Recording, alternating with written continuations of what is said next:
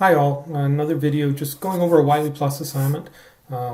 This is one you might want to watch a couple times as you're going through the problem. There are a few issues in here that students typically struggle with, but I think it's a good exercise to go through most of it. There's just a couple that are kind of weird and obscure. So what it does, it gives you a whole bunch of costs related to land, buildings, machinery, and other. And it says determine the amounts that should be included in the total cost of land, buildings, and machinery, and the total of what is other. So most of them, as I said, are a good exercise and relatively straightforward as to whether it belongs to land or buildings or machinery or something else. And we will review them in class, a lot of them, so I'm not too worried about that. Some that I find a little odd or a little different. Surveying before construction, that is a building cost.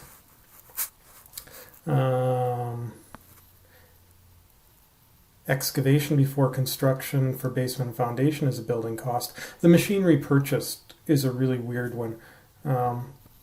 What they do with it, I mean, it's not wrong, it's just beyond what I would ask. That's $65,500 in this example. You have to take 3% off of it, and that would be other. It's a finance expense because they didn't take the discount. And the amount that goes to machinery is the 65.5 minus 3%. So whatever percent you have, whatever dollar you have, you just need to take it out of there for the amount you include in machinery. And again, that's right. It's just beyond the scope of what you would see on an exam. So kind of work your way through that. Freight, exchange. The storage charges is another one. It's pretty ambiguous, or it's a pretty minor little point, and obviously if you get it wrong, everything kind of falls from there. So it's storage charges on machinery made necessary because building was still under construction when machinery was delivered. So what they're getting at there is this is not a cost of the machinery or of the building. It's a cost incurred because the timing was off, and therefore it's an expense. So that would be part of other, it wouldn't be part of the machinery. New building, assessment by city for drainage project, that's land. The fence is other. It's not land, it's land improvements, and that's not a category you have, so that gets included in other. And the hauling charges for delivery of machinery from storage to new building. Again, if it related to installing the machinery, it's a cost of machinery. What they're saying here is this is a cost that was incurred because stuff wasn't ready. So it's not really a cost of machinery, it's an expense. So that's other as well. Installation, customs duty, and the grant is a subtraction from the building. Building or land? Yeah. Actually, I think it's the land, but if land doesn't work, try building. The rest of them I think are fairly straightforward. Give it a go, and hopefully you can work your way through it. So that's the first one. The second question is about non-monetary, and again, can give students grief. So what we've got is two companies that exchanged similar pieces of equipment. And in the first one, they want to do the entries assuming these things have commercial value or commercial substance. So that just means you're going to acquire the new equipment at fair value. And to the extent you have a gain or a loss on disposing your old equipment, you're going to recognize it.